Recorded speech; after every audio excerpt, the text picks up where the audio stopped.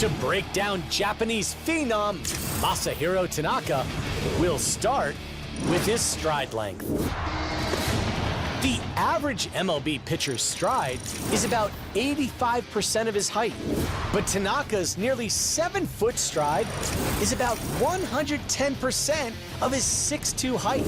Compared to a pitcher of the same height with an average stride length, Tanaka releases a 90-mile-per-hour pitch closer to the plate, which means it'll break later and arrive about 1/100th of a second sooner.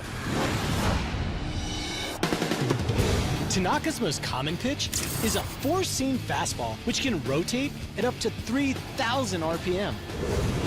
The high spin rate creates a pressure differential around the ball, which generates lift.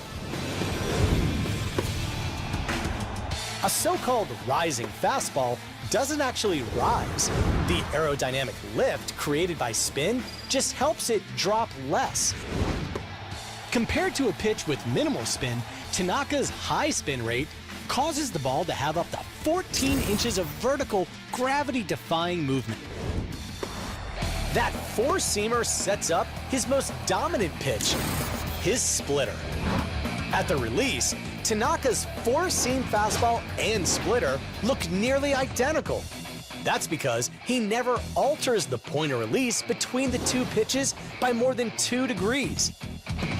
But by splitting his fingers around the baseball for the splitter, he can take more than 1,500 RPM of backspin off the ball.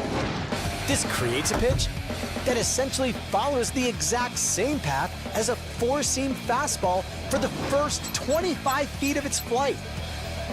But during the ball's last quarter second of flight, it drops dramatically and can differ from the location of the four-seamer by a full foot.